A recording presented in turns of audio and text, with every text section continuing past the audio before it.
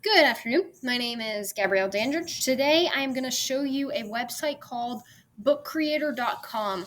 This website is great to integrate into a reading or really any content classroom.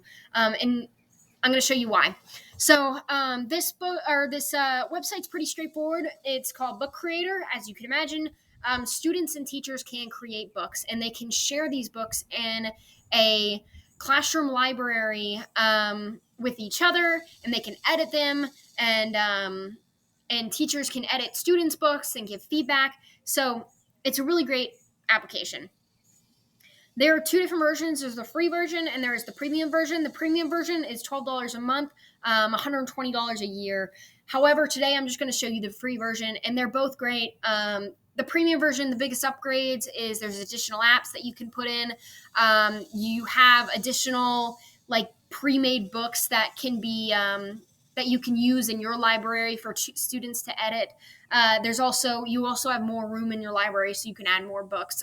The free version, from my understanding, there's 40 books you can add in one library. So I already have this saved to my bookmark, so I'm gonna open it up here.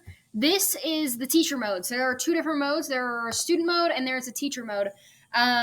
You in teacher mode, you make the libraries, and then once you have a library made, you can share a code with students. So then once they first log in, they put in that code and then they go to your library. So these are my different libraries. I can have one for each class period. I can make it so I have like home period, and then you have your switch period. However you want to design it. So then students would each have separate codes, and they'd go to their library, and it'd have all your books and have all your students' books.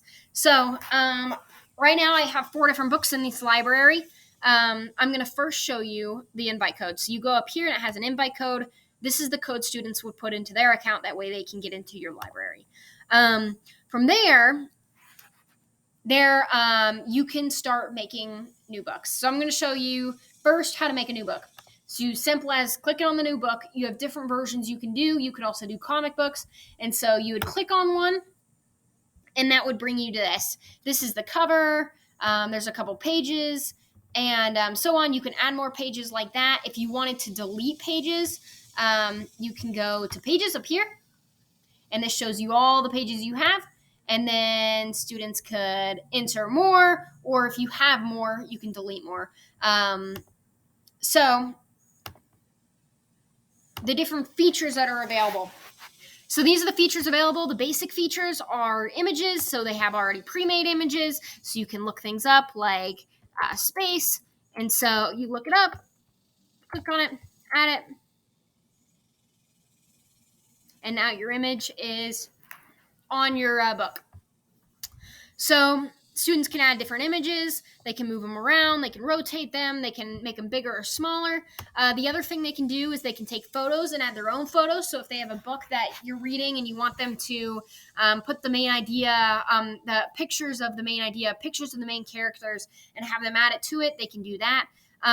You can also have them take pictures of them doing a skit, and then have them take a picture of their classmates doing something, and add it to it. You can also have them draw, and they can add their own artwork to their books. You also have a pen, so kids could free draw, which would be really great on some sort of tablet where they can touch, or a computer where they have a touch screen and they can touch it. And then there's the text. So they can add text. The downside to the text is it is only one font and one color. However, I don't think that's the case for the premium version, just for the free version. But it still works. The other thing you can do is you can record something and place the recording onto your book. Additional features is you have shapes, so you can add different shapes, and you could move to the back, move to the front, and so you can layer them, and you can add the shapes, so then you can write inside the shapes, so on and so forth. And then you have more. So more is where you add different apps that students could use, and they can take things from these apps and add them to it. So like Giphy, where they can add a GIF, or you can have them add 3D models, Google Yeah, Google Maps, feedback stickers, which are really great because you as a teacher can edit all of the students' books, and so you can add feedback to their books and show them, yeah, and just tell them great job or this can be improved or I really loved how you did this, but what about this? And so anyway, great ways to add feedbacks. The other one that's really awesome is Graphic Organizer. However, Graphic Organizer, there really isn't very many graphic organizers that are free. From my understanding is you have to go to the Graphic Organizer app itself and get the premium version. But there are some really great graphic organizers that you can use and add them in. And it's really as simple as looking at all these. So all about me. So this one's free. And then add it to your book. And now you have a page that has this graphic organizer, which is really great if you create books and then have students just edit them, because then they could easily come in here and just edit this versus taking just a full blank book and trying to make something. So those are some of the features. There are other features, and the premium version has even more features. The 3D models, it's really awesome. However, you need the premium version in order to actually add the models into your books.